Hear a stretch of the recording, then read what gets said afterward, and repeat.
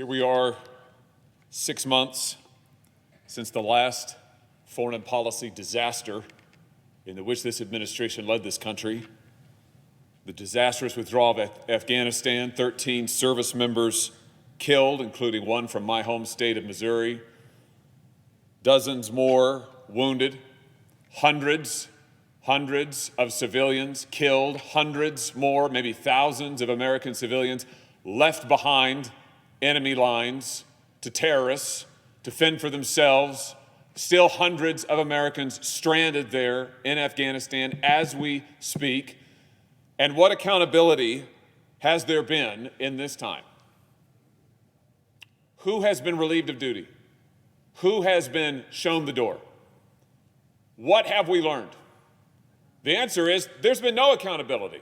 No one has been relieved of duty. No one has been shown the door. And now this administration has bumbled to the brink of another foreign policy crisis that they have helped create, having denied Ukraine military aid, lethal aid when it asked for it last spring, having stuffed dollars in Vladimir Putin's pockets by greenlighting the Nord Stream 2 energy pipeline. And now here they are on the verge of another foreign policy crisis. And still we have no answers, still we have no accountability. I will say this, though. We did learn a few interesting details this week about what happened in Afghanistan. And by the way, if you think that Vladimir Putin and the other dictators around this world weren't emboldened by this administration's weakness, by their utter failure in Afghanistan, then you've got another thing coming. But what did we learn this week about Afghanistan? Well, we learned actually a couple of interesting things, a number of interesting things. We learned that, in fact, the White House and the State Department were warned for months on end, that their failure to evacuate civilians would result in disaster, that the Afghan government was on the verge of collapse. They were told over and over. One service member who was in Kabul told investigators, the writing was on the wall, I'm quoting now, the writing was on the wall. The country and its government were actively collapsing, and we should not have waited to start evacuations until every provincial capital had fallen except for Kabul. And yet that's exactly what the administration did. Our top military commander in Kabul tried to get the ambassador on the ground to see the security threat for what it was, but to no avail. As one military official told investigators, we learned this week, the embassy needed to position for withdrawal, and yet they weren't doing it. Why weren't they doing it? Why weren't civilians evacuated in a timely manner? Why wasn't the White House prepared? Because the White House wasn't taking it seriously. According to Marine Corps Brigadier General Farrell Sullivan, as late as August the 6th, the National Security Council, and I'm quoting him now, was not seriously planning for an evacuation. Mind you, by this point, our military presence is gone. We have withdrawn militarily from the country. Here we are in August, and the National Security Council, the White House, was not seriously planning for an evacuation. The State Department hadn't even put a team together that was responsible for informing individuals, including American citizens, that they were eligible for evacuation, or started collecting the information they would need to put those Americans on flights to safety. And it wasn't as if the White House and the State Department didn't know better.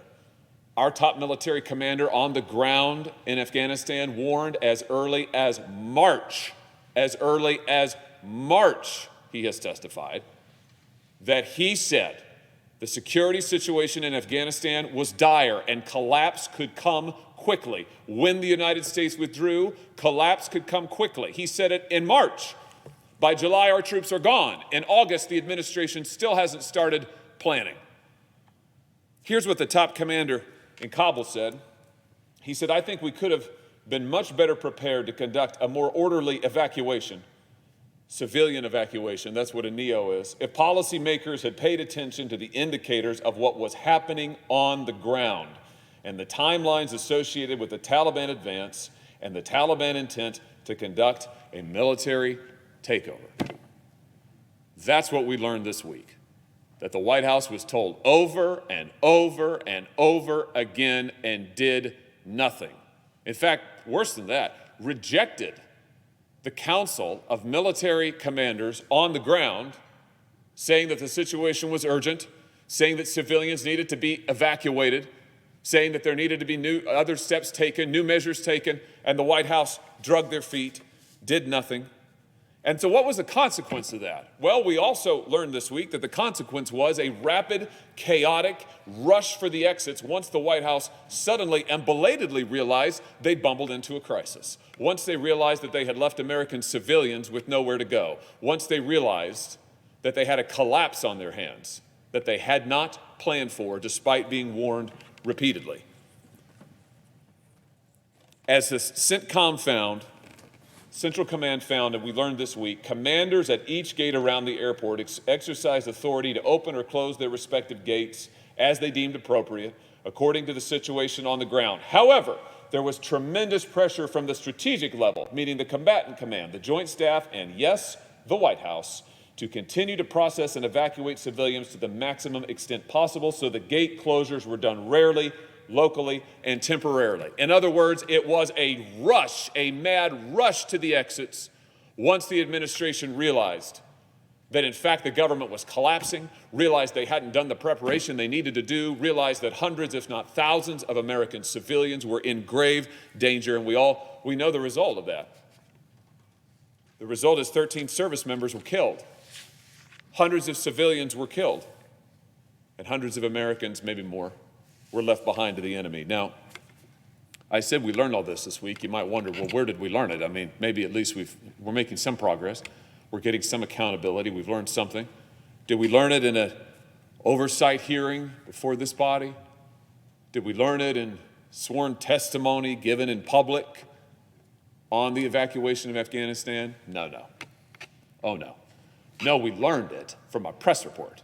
We learned it because the Washington Post obtained what were previously confidential, unpublished, non-public reports from within the military, from within Central Command in particular.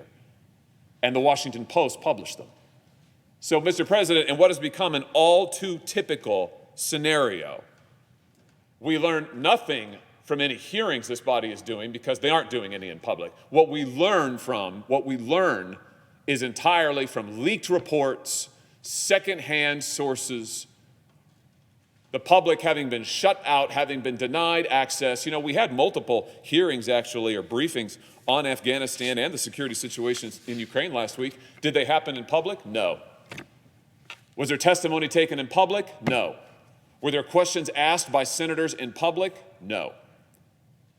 Mr. President, I'm willing to come to this floor as long as it takes and insist on regular order as long as it takes until there is accountability for what this administration has done in Afghanistan and now what it's bumbling towards in Ukraine.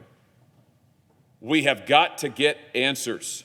Why is it that commanders on the ground warn over and over that disaster is imminent and the White House does nothing? Why is it that the White House and the State Department deny the request for a civilian evacuation? Why is it that we are still here all these months later and the only answers we can get are from leaked reports in the press? Why has not this body done its job to conduct rigorous and serious oversight hearings in public for the American people to see? I will come to this floor and insist on regular order, insist this body do its job and vote on Defense Department nominees until we get accountability, until there are public hearings, and until we can learn what actually happened in Afghanistan and who is responsible. Because I tell you this, I wasn't alive for Vietnam, but I am not willing to participate in the kind of cover-up that happened for years in the Vietnam War. I am not willing to kick this oversight responsibility off to some commission that won't report for years from now, most of its findings probably in a classified annex, and by that point somebody will say, oh, well, it's just too late to do anything about it. The American public was lied to for years in the Vietnam War. It has been lied to for years with Afghanistan, and it is time to get answers. And so, yes, I will be here insisting on those answers, insisting on oversight, and insisting on accountability until we get it. And until that time, it is not too much to ask the Senate to do its job. I believe the majority leader said just the other day that the Senate is here to vote. That's what the Senate's here to do. Well, that's an apt phrase, Mr. President. And for once, I agree very much with the Senate Majority Leader. And for those reasons, I object.